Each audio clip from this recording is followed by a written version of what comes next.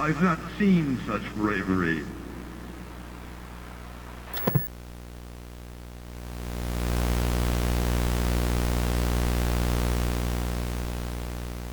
Oh, hi there. My name's BreadTheLoaf, and you're actually just in time. I was about to watch a show that I've been really enjoying recently. However, before I talk about the show, I feel that a more formal introduction is almost required. Within the last decade or so, YouTube has become kind of a cultural hotspot for some of the most fascinating and interesting fiction and unfiction storytelling. Perfect examples are Marble Hornets or Cane Pixels, the Backrooms series. The latter of which was quite impressive to me, as it's a perfect example of what can be possible with Blender 3D, given the right tools and the right knowledge. However, most of these web series are a part of the horror genre on YouTube. These shows focus on whatever horror is the key, typically psychological or nostalgic horror, through analog horror nowadays.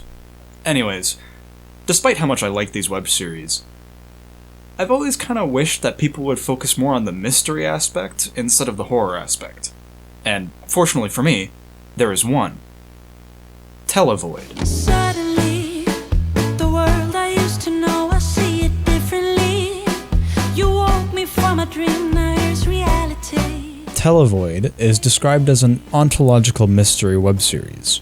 This basically means it's a mystery/investigative show where a character is locked, stuck, or otherwise trapped in a location, in this case a vast black void, and the mystery plays into why they're there, how they're there, or even how they will escape from the location. Televoid is unique in the fact that it's a mystery story disguised as a retro television review show. The main focus of each episode is whatever the show is on TV, which are mostly educational instructional films or game shows, all from between the 1950s and the late 1980s. But then it kind of deviates into telling its own story, which has made people seriously invested in it. Well, I think that's enough rambling. So before I get into a big long ramble about internet web series, let's start talking about Televoid.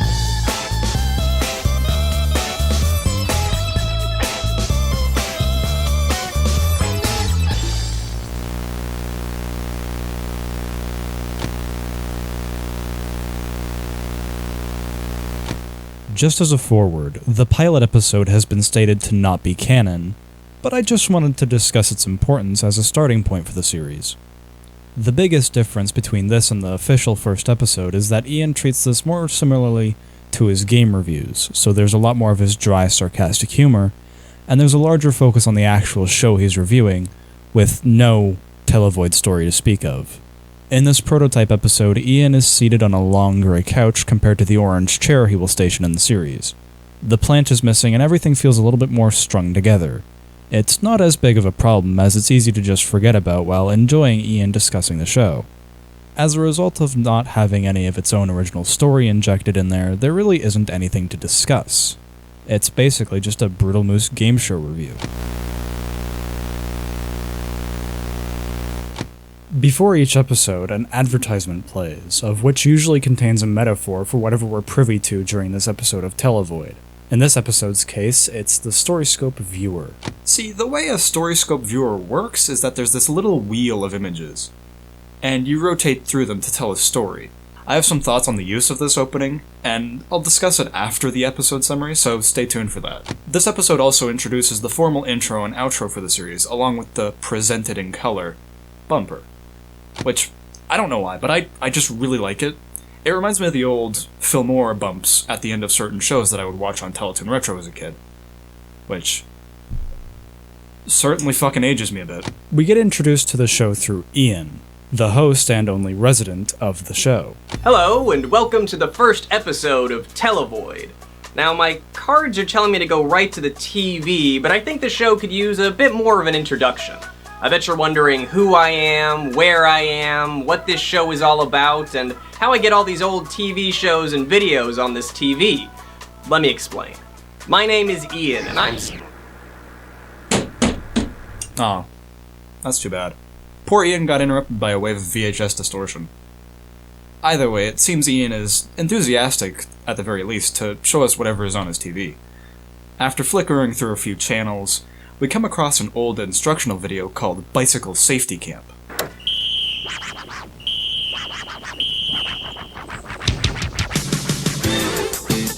Oh man, bicycle safety camp. You know, this might not be a new discovery for everybody. In fact, if you think you haven't seen it before, it's possible that you did when you were younger and you just forgot about it. Ian reveals a bit of personal information from his past during this episode. That he was not a very active kid and preferred spending his time inside watching television. Wait a minute, she got sent here just for doing bike tricks? My parents would have been thrilled to hear that I was doing bike tricks back in the day. But then again, I guess they would have been thrilled to hear that I was doing anything besides sitting around and watching TV. Old habits die hard, it seems. But keep note of this comment, it's important for later.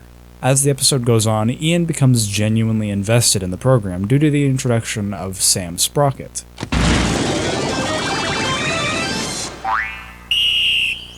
What an entrance! That was perfect! I'm actually excited for what comes next. I'm ready to learn about bike safety.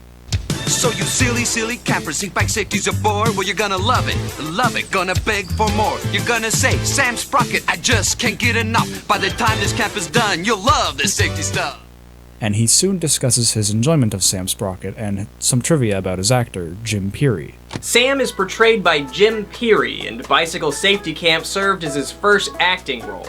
Since then, he's been in movies, TV shows, video games, you name it. His performance here is over the top and fantastic, and it's great to know that it led to more opportunities for him.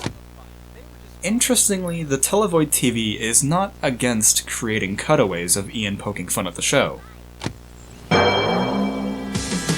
Even if you're not dead, there are so many ways. Just a smack on the head can ruin all your days. You can lose your memory of everything you've done and be in lots of pain. Does that sound like fun? Do you want to wind up in the emergency room with your scars and your stitches, maybe facing doom? When your head scrapes the pavement and your brains fall out. Oh my god, I'm gonna die, and Jesus doesn't let kids into heaven if they didn't wear their helmets. Oh my god! Will be your final shout. However, since Ian doesn't comment on this really, it's unknown if these are actually on his TV or if it's just something done for the show. After sitting through a helmet song, Ian himself dons a very interesting helmet. Well, if I had known I could magically become a quick change artist just by wearing a helmet, I would have put one on a long time ago. They really should have just led with that instead of rapping about it for like 10 years.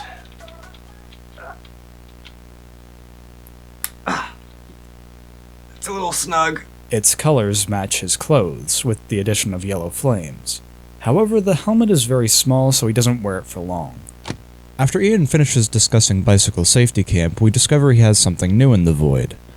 A stationary exercise bike. Very fitting, given the topic of today's episode. As he rides the exercise bike, Ian discusses his final thoughts on the program he just watched. It's to the humor. In fact, I'd argue that it's better now than it's ever been. And it's just going to keep getting better as time passes. Thanks, Sprocket Sam, and everybody involved. And thanks to you for hanging out and watching it with me. I hope you had a good time. What a workout. I am exhausted. He then reads the final flashcard, which promotes a viewer submission email, which encourages viewers to send their thoughts, hellos, and Sprocket Sam fanart.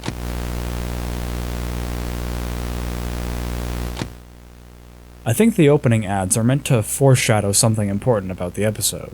This episode's ad implies that we, the audience, get to view Televoid through specifically chosen segments of time, much like how the Storyscope viewers operate. This gets further support through the rest of the series.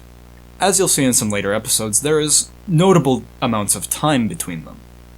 Whatever is making this show is only showing us specific segments of time, much like a Storyscope viewer operates. As well, I believe there is some subtle messaging being passed through the use of color in the show that I'll discuss much later. The colors I really want you to focus on are purple, gray, and orange. Purple is typically associated with nobility, mystery, supernatural, and power.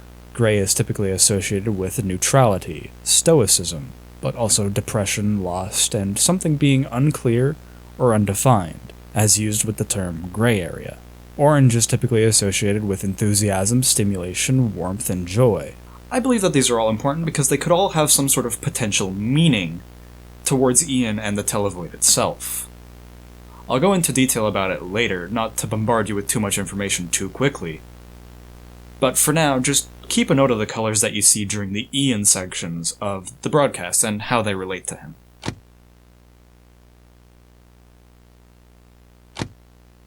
Episode 2 opens on another ad. This one's a bit of a weird one, as it's a Purina cat food ad, with anthropomorphic cats. Asshole-ish ones at that. The more outspoken cat slaps the hand of one of the younger cats. I'll speculate on what that could mean later, but for now, onto the actual show. The episode starts with us viewing Ian sitting at his TV, but instead of the usual angle, we have a monochromatic security camera perspective, and as Ian flips through the channels, the cameras change. We go from camera 3 to camera 7 to camera 1, which has a standby text card flashing over it, like we're here early to the episode and aren't supposed to be seeing this. But when the episode does start, color fades in and we see the presented in color bumper, officially starting the episode. Ian discusses what he's been doing between these episodes, and that it's been an uncertain amount of time. Nothing has been on since the last time you were here. I've basically just been sitting here watching white noise for this entire time. How long has it been since you were here last, anyway? Are you kidding me? It's another show! I'm so lucky right now. Man, what are the odds that you would be here right when this hunk of junk decides to pick up another show? He also starts questioning the fact that the TV only seems to work when the audience shows up. He then starts discussing the instructional film at hand, Ricky Raccoon Shows the Way. This informative film elects to discuss walking safety and bicycle safety, which Ian bemoans due to his previous experience and current expertise on the topic from the last episode, Bicycle Safety Camp starring Sam Sprocket. More bike safety. I feel like Sam Sprocket covered that pretty well last time. But I guess I am interested in seeing what these guys are going to teach us about walking safety. This film is meant to teach Jackie, the audience surrogate, how to safely and appropriately cross the road and walk around the city. The running joke of the film is that Jackie keeps calling Ricky a bear, and Ricky frustratingly corrects him by saying, "That's raccoon, kid. 2 C's and 2 O's. And of course, Ian comments on this every time it happens, even poking fun at it when discussing Ricky's rapid-fire topic changes. Say, what do I do if it's raining? A little guy like me might not see where he's going and run into a wild bear or something. How many times I gotta tell you, fella? I'm a raccoon. With 2 C's and 2 O's. If you carry an umbrella, do so in such a way as to keep a clear view. I think Ricky needs to work on transitioning from one thought to the next. Sometimes he can be a little jarring. My name is Ian. I-A-N. If you carry an umbrella, try not to hold it in front of your face, you stupid idiot. This film really implies that Ricky Raccoon is either the de facto god or one of the many gods of this world, as he can control weather, time, he can teleport himself and those in his immediate vicinity, if he so desires. It's just very weird. Of course, when discussing bicycle safety, Ian refers to Bicycle Safety Camp and Sam Sprocket. Great, let's go! Alright, he wants to teach us about bicycle safety. I think I know everything I need to from Sam Sprocket, but go ahead and try to teach me something new. As the film ends, Ricky Raccoon proclaims that he is the only bear at Rupert Riley's rambunctious raccoon rodeo. Something that confuses Ian, because Ricky up to this point has been very aggressively denying the idea that he was a bear. Where exactly is home? Rupert Riley's rambunctious raccoon rodeo. Come visit me sometime. We will, but how will we know you? Can't miss me. I'm the only bear in the whole act.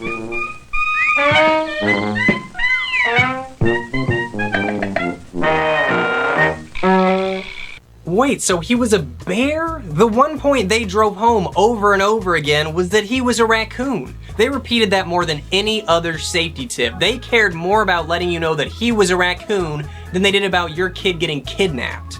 And it's not even true.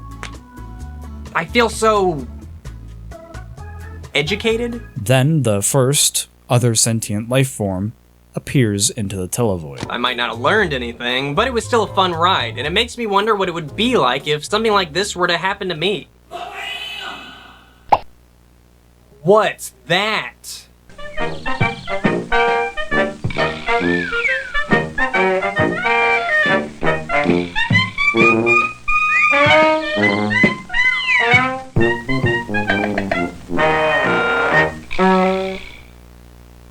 A drunk brown fox named Frank the Fox who shares the abilities of Ricky Raccoon. However, Frank is more crude and mean to Ian. What's up?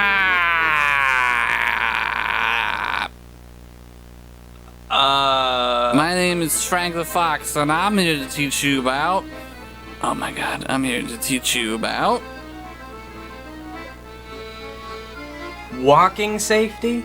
Shut the f*** up until I tell you to speak. When Frank teleports himself and Ian to a stop sign, he then chastises Ian for reading a stop sign as stoop.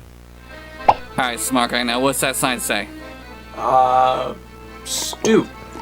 Stoop? What are you, fucking idiot? You gotta be the stupidest kid I've ever seen. You know what? I hope you get hit by a car. After that, Frank the Fox disappears and leaves behind a printer. You mean a graduation present? Wait, he left me a printer? Alright, let's see what we got here. After Ian reads off some of the emails, he tries to prevent the end of the show. It's been so long since you were here.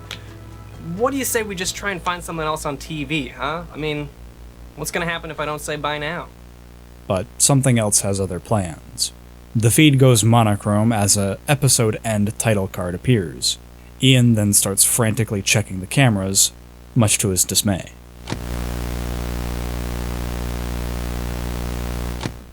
This episode reveals more actively that the cameras are a very real and persistent thing within the Televoid, as Ian is aware of when they turn on, or when the camera that is being viewed changes. However, this isn't exactly a revolutionary discovery, as episode 1 also had Ian looking directly at the camera, but considering that it never changed, it went relatively unknown whether or not Ian could tell there even was a camera, or if it was just convenience for the sake of the show. We also get introduced to Frank the Fox.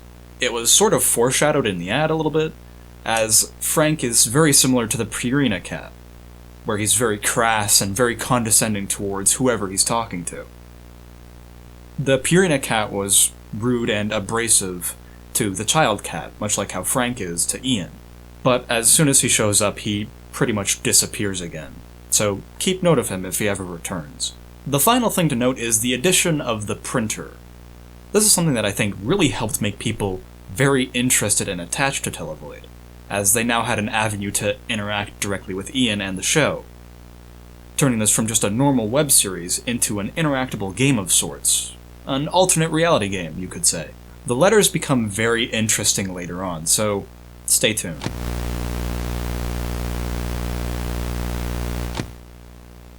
As usual, this episode opens with an ad for Sara Lee's banana cake. It's an unsettling ad, with a calm, stoic voice describing the banana cake in a little bit too much detail. Satisfying, delicious, succulent, Sara Lee fresh banana. As he does so, a steady, intense heartbeat rises in volume, using harsh shadow and lighting to create sort of a tense mood. The portrait of the man explaining the cake in tandem with the heartbeat makes you feel kind of uneasy going into this episode of Televoid. Much like previously, Ian informs us that despite the length of time between episodes, we're yet again right on time, as the TV is just starting its airing of an old game show. Just been sitting here. Yep, but it looks like you have impeccable timing as usual because you're just in time to watch some TV with me.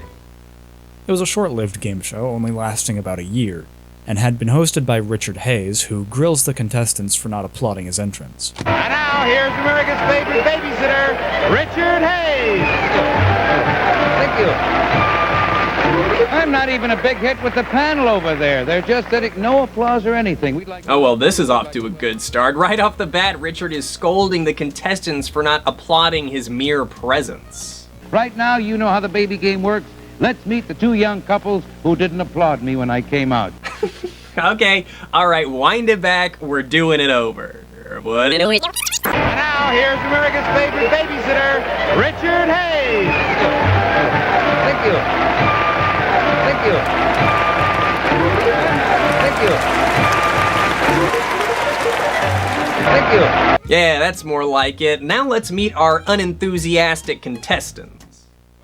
Ian discusses how creepy he thinks the show is. In this round, the teams are betting on which baby will be the fastest, and even though the race is pre-recorded, something about it really creeps me out.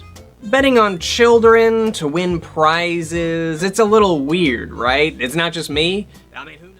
Despite this, though, he is thoroughly amused by it. Ian then encourages us to partake in betting on which baby will win alongside him. Feel free to guess along with me, and maybe we can score enough points to take home the prize. I'm gonna place my bet on Lorene here, because no reason. She's a baby. They're all babies. How am I supposed to know which one is fastest? Despite his ferocious rooting for Lorraine, which includes provoking her to kill the other children. Come on, number one. Come on, number one. Two, it's the champ, and no one has moved. Number two kind of has an itchy foot, and here comes the champ. The champ is moving on down the rail. Number one and number two have a small romance going. Lorene! No, Lorene! One staring, and it's the champion. The champion is out there all by himself. Now number one and number two are kind of talking to each other. Kill him, Lorene! Kill him! Kill him! She loses the game rather harshly. During round 2, Ian becomes very amused by children being hurt, despite the announcer's claims to the contrary. Please, please, can we watch it one more time, please? That is an old inner tube tire. It's soft. It's not too heavy. It's soft. It's not too heavy. Thunk. Laughing every time the kids get hit by the tube with a loud bump. He then complains about how everyone guessed that round correctly and that he isn't likely to win a prize. Regardless, that gives me 10 points, which puts me right back where I was because literally everyone else guessed the exact same thing. In round 3, everyone got the question correct except for George, who guessed elves when the answer was hippies. A hippie writing a note. They were talking about a hippie, and what she said was a hippie writing a note. If you have hippie in the box, you got yourself 10 more points. Lloyd, you're shaking your head. I said hippies. You said hippies. Well, you should go like that, up and down. I said hippies. Good for you. You got yourself 50 points. Hippies. Hippie, whippy, dippies. You got yourself 30 points. And George. I said elves. Would you believe? Elves. What? You said what? Elves. Elves. Poor George. Not only is he the only one to not get the answer right, but Richard rubs it in a little bit, like he can't fathom that someone would get a question wrong on a game show. Do you know that elves are neat? I'm in trouble. And all elves don't have beards. And yes, you are in trouble because you don't get any 10 points on that. And I don't even think elves is that bad of an answer. But that could be because my first guess was trolls. Ian also got it correct, however that was on his second guess, as his first one was trolls. In round 4, Ian guesses one child will make a 3-layer cake before moving on. How many of the kids will make a cake with only 3 layers? Stop, then start another cake. Will it be one of them, 2 of them, or all 3 of them? I'm gonna guess that only one of the children actually do this correctly. He roots for Michael, as Ian believes that Michael was the only one paying attention. Michael is the only one who looks like he's even remotely paying attention. But that Ian personally relates to Anthony the most in the situation. And Anthony is just staring down at the cake like he wants a bite. I think I'd be Anthony in this situation. Ian gets it wrong, as 2 out of the 3 children make a 3-layer cake before moving on. See what he will do. Start another cake. There's the bell, and he didn't even hesitate. He pushes the cake on the side, and Michael makes a 3-layer cake and starts the new one. Yes, Michael, I knew you were paying attention. I knew you wouldn't fall for Uncle Bobby's tricks. This is Anthony. He's got 2 layers going so far. 2 layers and a finger. What's he put on? Oh, what a delicious cake that is. I knew it. I knew he was gonna taste that cake. I don't blame you, Anthony. 2 layers, he's got the 3rd layer. No, that's a 3-layer cake and he's starting a new one. Well, I underestimated Anthony. But I was totally right about Adam. That kid was not paying attention at all. Nope, he's going to make a 4-layer cake out of it. A little lopsided, but a 4-layer cake. Another layer comes down. Will he start now? It's a 5-layer cake that he is going for. Forcing it down. Okay, the answers On are that lots note, of I ways, hope you all brought a 50 to snack 30 or in something favor of before Gloria this, and because Lloyd. I'm The answer getting was rather 25 hungry points. myself. Two of them, and George, what did you say? I said two. And you got yourself 20. After Ian expresses his enjoyment of old game shows, he discusses some of the fan mail he's received. He then grabs a letter off the top of the pile that asks if Ian is okay, and if he's got food, water, and a place to sleep. It's very nice that the Televoid audience is very caring about Ian. However, the one underneath is more concerning as it confirms something we've been suspecting, that the Televoid is not a safe place and that something is wrong about it. However, the censors cut from it before people can really get a look at it without some chance pausing. But the letter Ian reads is not the letter that he grabs from the top of the pile. It instead tells Ian about the antenna connected to his TV, which the letter says might help with getting a better signal. Well, Jordan, that's an interesting tip. You know, I don't know why my antenna isn't pulled out all the way, but let's give it a shot.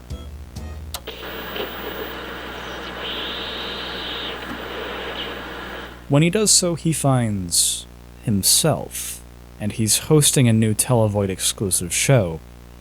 Hello, and welcome to the Void's favorite game show, Race Your Baby, and here's your host, Ian! Host Ian struggles to remember the names of the three babies, even calling one just baby number 3. Let's meet our contestants today. They're down here. There's 3 of them. We've got Joel...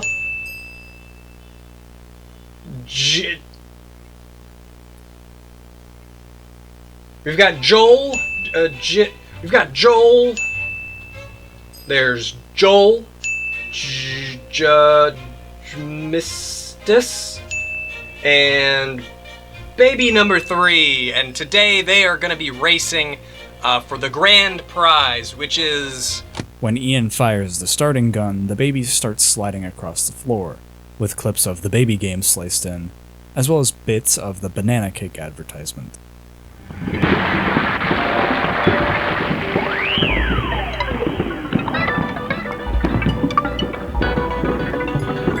now it's number 1 moving out of the box. It's number 1.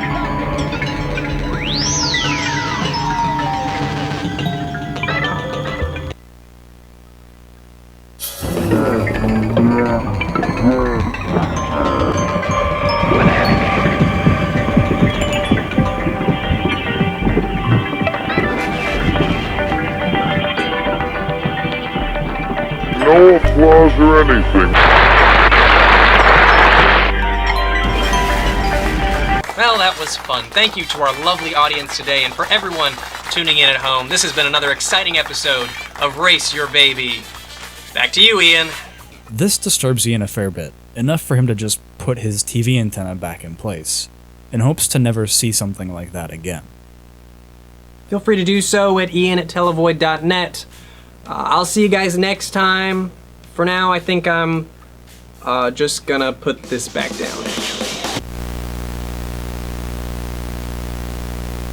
Race Your Baby, obviously being a satirical take on the baby game, is very strange, especially with the splicing in of distorted footage of the racing babies sliding around with this echo trail effect.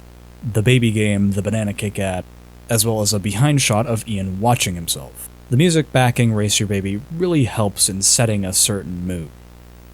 This entire episode has a very, very uneasy feeling to it. From the ad to the actual baby game, right down to Ian's own commentary, he doesn't really sound all that enthusiastic as he does in the previous episodes. He comes off as a bit more cold, especially as we get around to the Race Your Baby segment. This could represent a particularly rough period in Ian's life, with the cacophony of sounds and sights representing an abstract form of having too many things to focus on, and becoming overwhelmed with the things that stress him. Or it could mean that the Televoid is trying to instill a sense of fear into Ian, so that he will do what they want. But the question still remains as to why the Televoid exists, what it even is, and what Ian's purpose there is.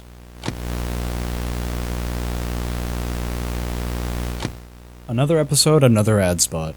This one is an upbeat, jazzy advertisement for Newport menthol cigarettes, particularly back during the time when it was generally accepted that menthol cigarettes were a smooth, sweet experience, and not the cancer-addled death straw that is the common belief nowadays. It's very strange and fascinating to me, as someone who doesn't smoke, to watch these kinds of advertisements. The episode then opens up on various camera feeds from between the last episode and now, showing what Ian gets up to. Exercising, checking his printer, contemplating his existence underneath the glow of a stoop sign, as a melodic song about the nostalgia for childhood fascination plays. When I was just a little girl, I asked my mother, what will I be? Will I be pretty? Will I be rich? This also marks the first dramatic change in Ian's mood. He looks a bit more unkempt, his beard has grown longer, as well as his hair. He has purple bags under his eyes starting to develop, and it makes it feel like he's not gotten any semblance of sleep in a long time. He doesn't even open the show, he just waves his hand and goes straight to the TV. As the show starts, Ian sounds very monotone. Whatever will be, will be.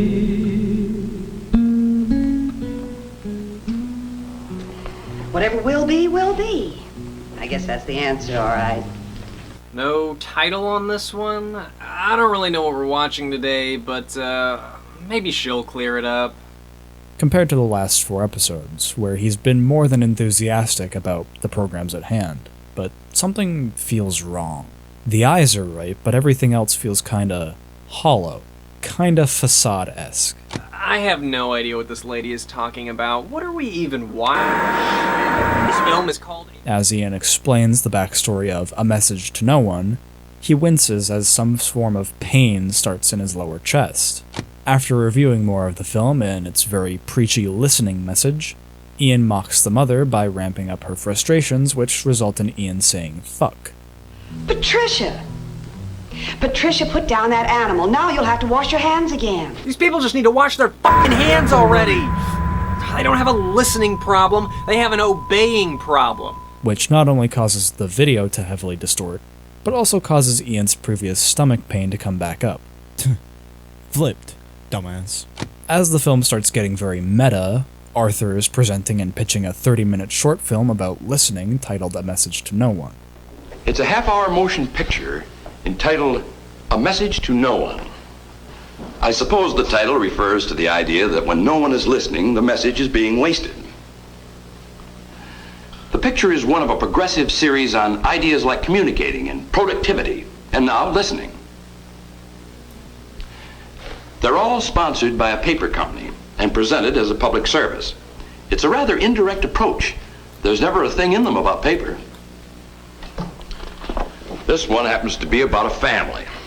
The story depicts an evening in their life at home. Apparently, nothing very exciting happens in the picture, but I understand that it's supposed to be an exercise in listening. It all gets very meta. The film is about his own family, and the exact situation that happens to him that night. Not literally, of course, but also kind of literally. The film and the movie doesn't use the family, but does use the exact happenings of the family unto a fictional family. Ian uses this to pose the question, what if he was just words on a page, or just frames on a screen? It really makes you think. What if I'm just words on a page, or frames on a screen, or thoughts in somebody's head? Spooky. It's all very meta, you see. Ian then says if you listen closely, Stinky will show up, and show up Stinky do. Some say that if you listen real close, you can almost hear him.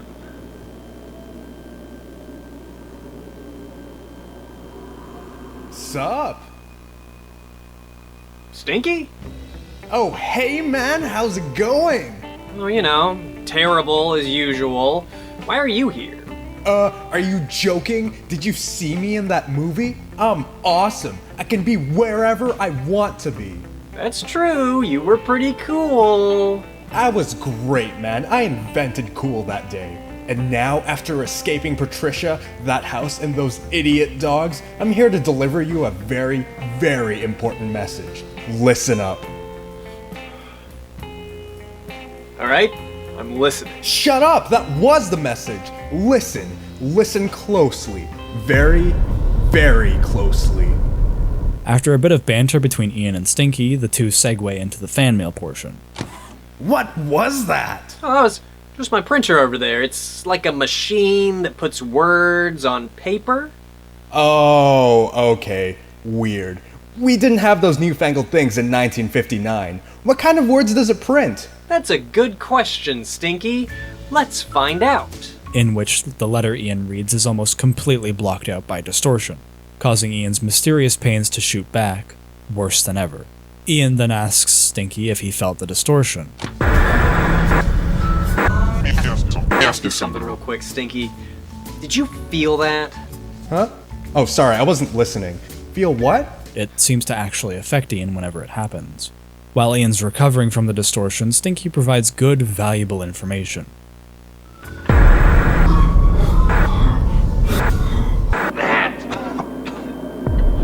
Listen to me, Ian, and listen well. Before I escape the evil clutches of Patricia, do you know what I did?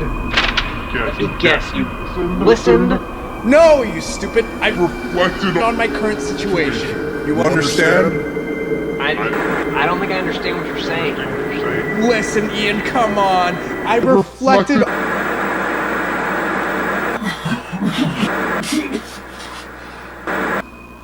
This provokes Ian to read a letter off of the reflection of his TV screen.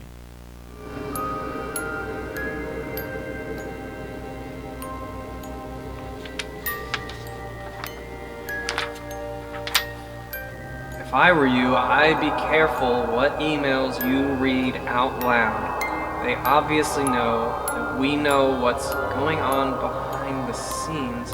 About halfway through this letter, the distortion takes it away, before it makes Ian fall out of the chair, as it's clearly not treating him well.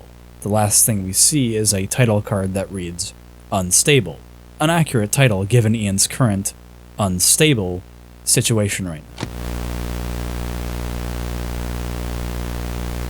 I haven't really talked about the titles of these shows Ian's watched so far because, personally, I really don't think it's been relevant. However, I do think this one should have notes taken about it. A Message to No One. It's a strange title, right? How does one send a message to no one? It's a very troubling sentiment. The film itself is a story-driven message about needing to listen. It's practically all they talked about. So what does it mean for Televoid? I'm thinking this film was not picked randomly. Instead, I believe it was meant to key into viewers into something being wrong about the show, and that we need to, in the words of Arthur, listen between the lines. Listen to the things not being said, and what we could glean from these glimpses into Televoid that aren't explicitly said. It's a very compelling question, and it's one we'll get into much later. If you remember the ad spot, the menthol cigarettes, I believe it's meant to be an analogy for the Televoid itself. It presents itself as this safe, harmless place that is meant to keep someone happy, but it also, secretly, causes great and lasting damage to the user, or I guess in this case, whoever is in the Televoid. Now listen, now listen, now listen. This advertisement is interesting. It opens with the fairy saying, "Listen," the motif of the previous episode, and then it shows the fairy taking 3 children to a new, special world that looks pretty synonymous with heaven imagery. And of course your very, very favorite, the cone with the curl on top. The episode then opens on the babies from Race Your Baby and Frank the Fox playing a new starting theme. And the Televoid is now white? Ian also looks well rested, and like he's had a shave, and his sweater is now open. Welcome back to Televoid. Let's give it up for the Televoid band, everybody. Piece of shit fucking TV. I think my signal is bad or something. Ian tries reassuring us that everything is normal, but we can tell that's just not true. Here at Televoid, we all like to gather together and take a break from our busy lives to watch some TV together. It's all very normal. As the episode goes on, this light void Ian tends to be more uppity and not as cynical as he was in the dark void. Perhaps he's had a change of heart and a renewed interest in watching TV, now that he's got a new location to just kind of do the same things in, I guess. Frankly, nothing of particular note happens during his discussion of the film, However, after he gets done discussing it, he soon promotes the fan art he's received and reads off a new letter asking about Joel, Judge Mistis, and baby number 3 from Race Your Baby.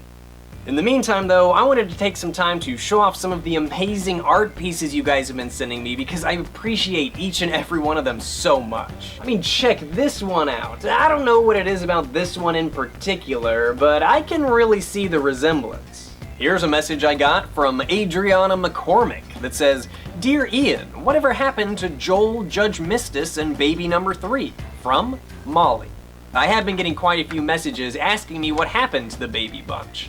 You guys, of course, know them now as part of the Televoid band, but let's see what else they've been up to lately, shall we? And we get to have an Ian and babies interview, in which none of the babies give any proper answer. Alright, Joel, tell me, how has the newfound fame from appearing on the baby game affected your life? Outside of being on the Televoid band, of course.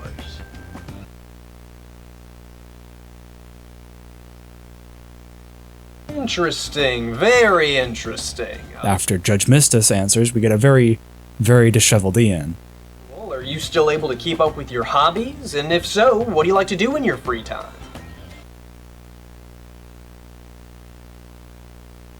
Fascinating. Baby number 3, we just watched a film about safety. Do you have any other safety tips that you'd like to add to the list?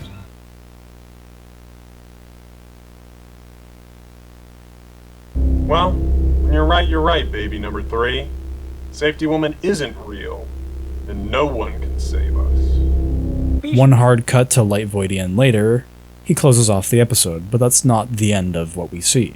Before it closes off, we get to see Dark Void Ian watching the exact same show, except he's not in the chair.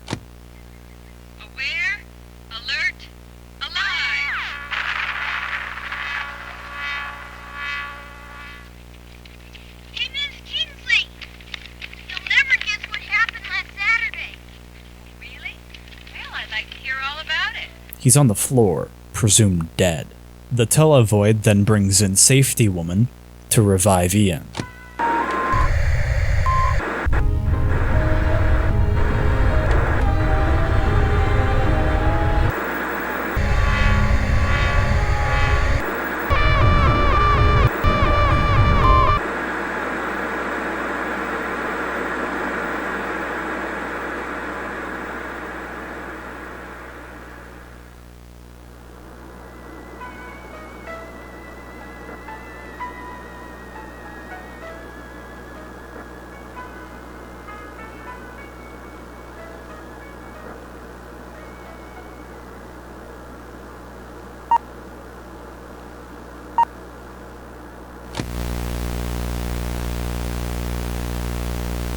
This entire episode feels like it's what's happening during the fast-forwarding of when Ian was being revived. During the start of the episode, Ian looks fresh, clean, and happy, like he's been freed from a prison that he's been trapped within. But as the episode goes on, he slowly reverts back to how he used to look. Disheveled, tired, sickly, until it all culminates in Ian coming back to life, and him realizing the horrific implications of that. The ad at the start is for a party and magic tricks book, which I'll get into later, but for now just keep the idea of how a magician operates in your mind as we dissect the episode. The episode starts off with us, yet again, looking through various cameras scattered around the void. We can hear and see Ian sifting through channels, and as his flicking ramps up, the song Baby You Are Really Hurting Me starts to play.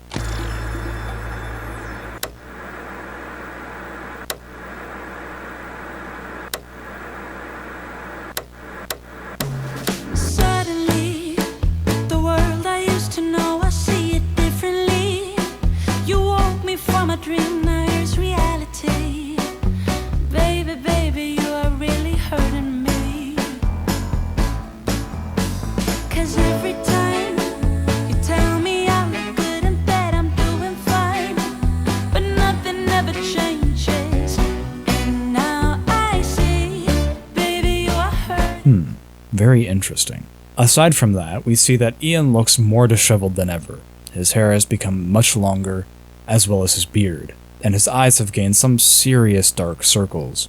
Anyways, Ian opens on a sour note. You know, I gotta say, I don't appreciate how long it took for you to come back here. Honestly, I don't know what you expect me to be doing all this time. Like, I'm just sitting around waiting for a little light to come on, really? He's not happy about how long it's taken us to come back. As he does so, the printer is rapidly spitting out letters. There's nothing. Oh, yeah. I still get your dumb emails, by the way, but I've been so upset lately that I haven't been reading them.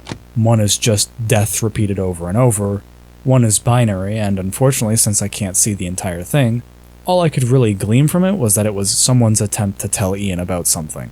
And then the top letter reads, "Wake up," over and over. The printer spits out a letter that reads, "He is watching." The fucking Televoid audience is something else, man. Of course, as the audience is really trying to get Ian's attention about the Televoid's underlying problems, it's during a point in time when Ian is so upset that he isn't reading, in his own words, the audience's dumb emails. Ian then apologizes profusely for the outburst, and he wishes for a way to relax. Look, I'm sorry, okay? I'm sorry. Maybe there's a reason you haven't been back. You get busy, something happened in your personal life, and you just couldn't come back. I'm sorry. It's just that I haven't been sleeping at all, and I feel really tired and irritated. And as he does so, a new instructional film starts playing on the television. What makes a good party?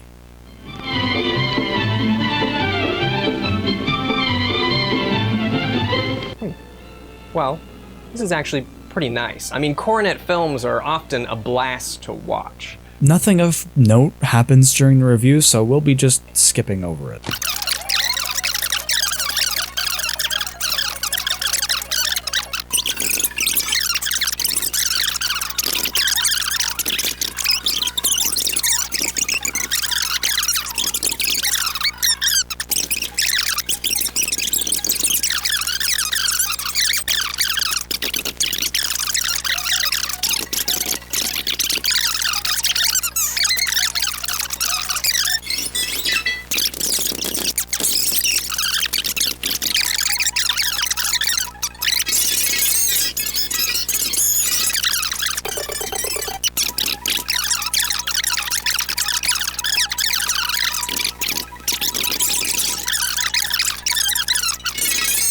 You know, it's a bit of a bummer. I feel like I've got all this party planning knowledge now and no way to actually plan a party. After the show, Ian then moves on to the fan letters, of which he grabs the newest one. Ian then says the letters recently have freaked him out. How long you've been gone. It's also kind of because the messages you guys have been sending me have started to get really weird and unsettling. I appreciate the thought, really I do. It's just, maybe you could send me some more normal messages. I could really use some positive vibes, and you guys have really started to freak me out. The letter he grabbed asks Ian to show us around his room, and as he tries to move the camera, the video distorts and static fills the screen. About all of the old shows. However, it seems that we have only seen a few angles of the room where you are. Would you be able to give us a short look around the room so that we can kind of see what it is like there? Thanks. Jane Holly. Well, Jane, thanks for the message. You know, I don't actually know if I'm able to move these things around. Okay. This time, however, it doesn't cause Ian any harm or sickness. He seems to have become used to it. Ian then decides to move to a different camera. As he does so, party favors have taken over his TV area. He then shows us the exercise bike, the stoop sign, and that's about it for the Void. Something off-screen then grabs his attention, a box full of party supplies.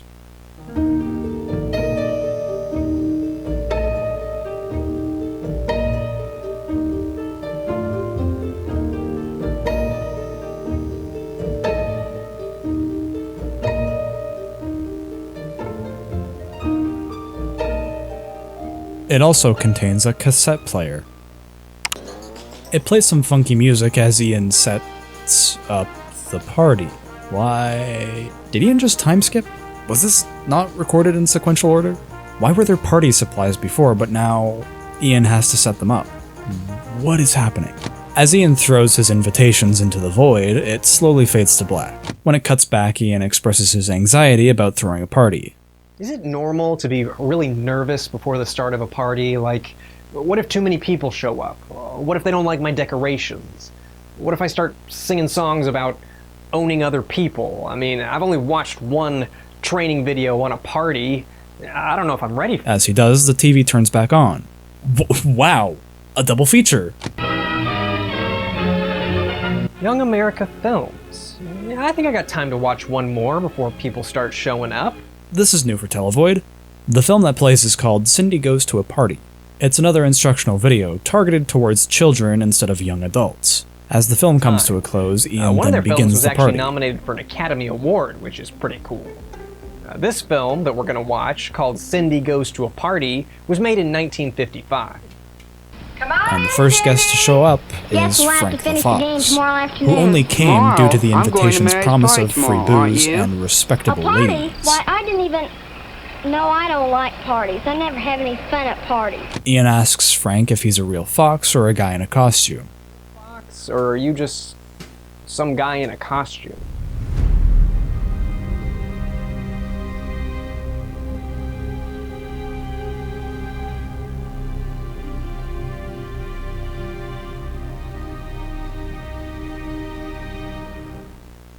And after a quiet, tense moment, Ian gets interrupted by his fairy godmother, who is also just him. Fairy godparent tells Ian not to be himself and to do something. Ian then remembers about the string and straw magic trick he learnt from the advertisement. I have a magic trick. Hey Frank, check this out. Watch closely now. After the string is threaded through the straw, he bends the straw and straightens the string. Next, he clips off the peak of the straw and throws it... And he does it poorly. Frank then starts to leave. Fairy godmother tells Ian to follow Frank. So thanks for the invite, but also don't ever invite me to anything again, because I won't come. Well, hey, don't leave just yet. I mean, what if those ladies show up, right? Nah, I'm going home. Later, Jamie.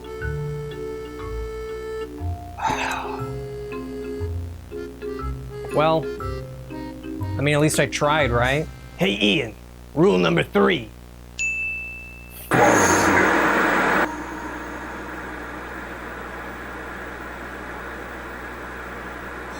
And the two head over to a door that Ian's never seen before. The last we ever see of Ian is him starting to go towards the door.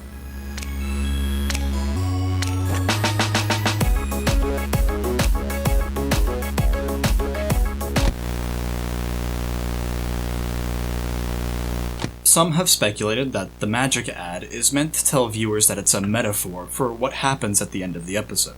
Magicians manipulate what we believe to be possible through disillusion.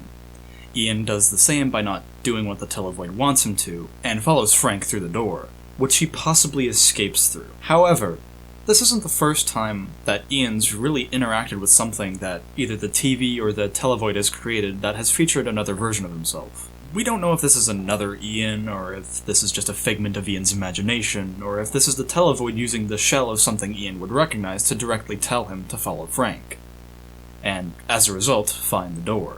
The use of the song Baby You're Really Hurting Me is most definitely used to directly tell us that Ian has been stuck in repeat while being in the Televoid. Based off of this, and previous episodes, his life has become wait for audience, exercise, exist, check letters, exist, and then sparingly the TV works and the audience appears. Rinse and repeat between every Televoid episode. The party favors being set up despite the fact that Ian hadn't received them yet could possibly imply that Ian's actions are not entirely his own, as everything that Ian places for the party is spot for spot the exact same place as it was when he was discussing his TV sitting area. Unfortunately, that was the last we ever saw of Televoid. Currently, Ian is Schrodinger's cat. He is both inside the Televoid and not. The only way we'd know is if we were allowed to look in it, but given the time, I kind of doubt it.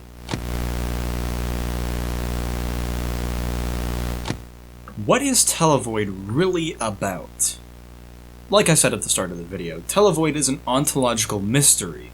A guy is stuck in a place, and the mystery is how they got there, and how they'll get out. But Televoid is a lot more than just that. It's got a lot of moving parts and a lot of little things to speculate on. Fellow internet person Inside a Mind made their own analysis, and had presented the idea that Televoidian is trapped within his own mind, and everything about the show is a direct result of him watching too much television as a child. Because of the fact that Ian spent so much time watching television as a child, he became disillusioned with the idea that he was in his own little television show. It explains why he was able to explain what Televoid was in the first episode, as Ian created it. The higher power that causes him pain is in fact just his own mind breaking down on him. Inside a Mind also speculates that the recurring theme of learning was going to lead to a future episode where we, the audience, learn about Ian's TV consumption, and how it led to him being lost in his own mind, and how he is now forever trapped within the Televoid. He also speculates that Televoid could potentially have no meaning, as Ian once stated on his Tumblr that he liked making Televoid because it was a way for him to freely do something, even if it didn't fit the typical Brutalmoose review format. Ian just likes putting weird things into his videos that he doesn't really need to explain. Something that you can still very clearly see now with Brutal Foods and Mystery Tapes. Another channel, Drawpinion Dump, made a Televoid video as well, where they speculate that Televoid is an instructional film-style show where he discusses and dissects other media as an instructional film about the importance of media analysis and media literacy. Films within films within films, basically. It's a very interesting perspective on the series, I find, because they speculate that Ian is meant to use the things he learns within the instructional videos and apply them to surviving in the Televoid, to think critically about his surroundings. They also reference the advertisements at the start of the episode, and how they play into the theme of the episode that we'll be watching, specifically referencing the Newport cigarette advertisement, and how it's such a juxtaposition that something so toxic and harmful is advertised so positively. Something I don't see covered about Televoid, at least not in depth, is the colors of the show. Every episode has a bumper that states that the show is presented in color, the colors being the same as the show's branding. Red, teal, green, yellow, and orange. I really can't say what these colors are for or what they mean. Perhaps Ian just likes them. Perhaps there's something just a little bit deeper. Two other important colors are purple and gray, the two colors very prominently featured, specifically when Ian is seen on camera. Purple is a color commonly associated with royalty, mystery, and power. I want to make note of the light from off-screen. It's very clearly pointing down onto Ian. Usually in film, this is done to convey a sense of higher power. I am perfectly level with the camera because we are on equal playing fields. At least that's what I'm trying to convey. I believe that purple is representing the higher power of Televoid, the one that's causing the glitches and the distortion that cause Ian harm. Ian's sweater being purple can imply that the higher power is controlling Ian, further implied by the party favors of episode 5 already being set up before Ian even gets them, and then again when Ian sets up the party favors in the exact same way they were before. It's like the Televoid predicted it or something. Ian's gray shirt could mean that Ian is uncertain about what his purpose in the Televoid is, or that he's just generally unsure about himself or his surroundings. I think both of the previous theories that I've discussed have their merits, and I don't want to dismiss them as they both have aspects that help me frame all of my thoughts about the show. I do agree that the main theme of the show is most likely the importance of media literacy and media analysis, and that also relying on a single specific thing for dopamine or entertainment or safety can cause turmoil if unchecked. Personally though, I can't really say for certain what Televoid is really meant to be. It's a mystery review show, and the mystery is why Ian is in this Televoid, or how any of it is impossible, and if he truly leaves the Televoid at the end of the series. And it's perfectly fine for something to not have any further meaning other than just being cool imagery.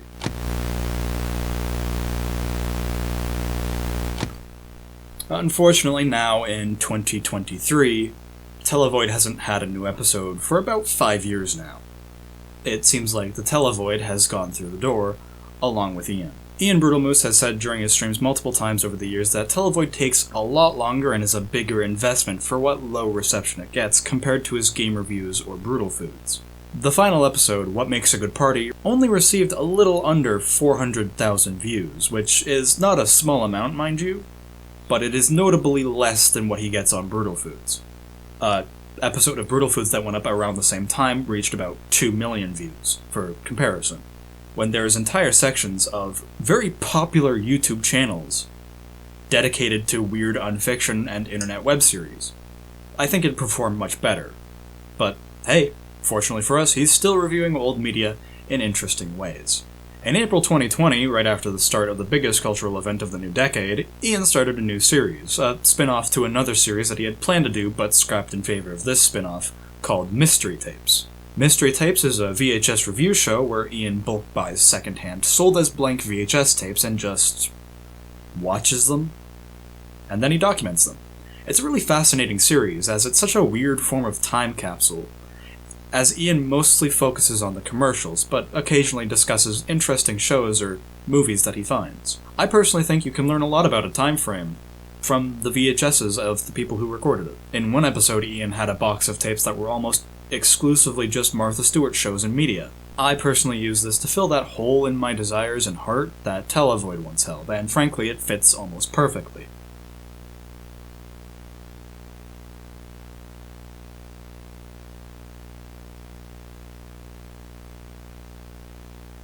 Hi. What a video, huh? Fuck me. This video took a lot longer to make than I thought it would. Probably didn't help that, like, 2 or 3 weeks before I filmed this version of the video, I had finished an entire version of it. There is a widescreen cut of this movie that exists that I won't post because, like, I don't like it. Maybe someday in the future I'll post it. That's kind of to be decided at the moment.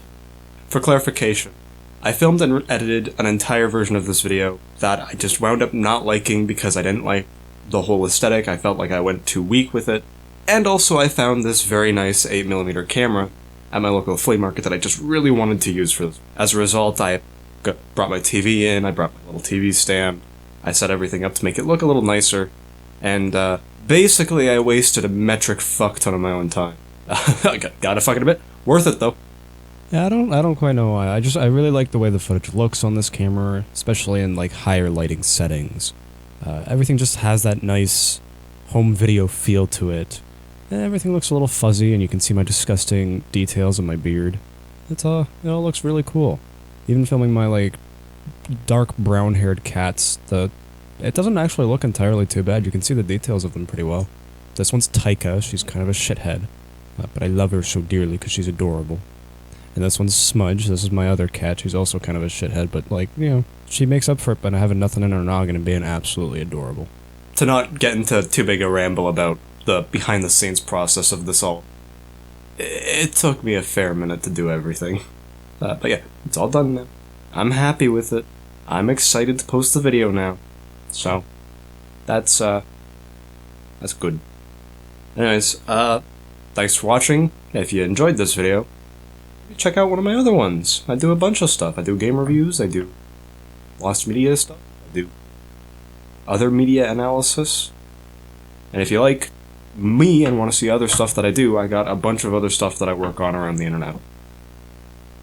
Pretty much everything will be linked in the description or somewhere on my About page. So yeah, that's pretty much it. Bye.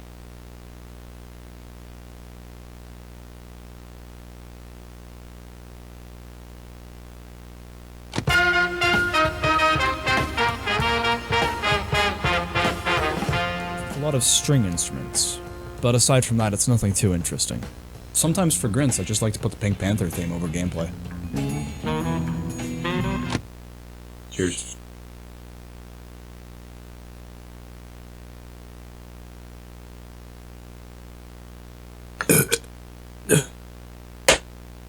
Fuck yeah! Hoorah!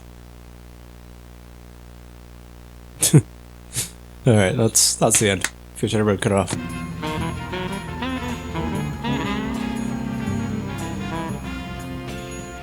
Once you actually load into the game, you get to meander around the level without worrying about being spotted, as like any good player.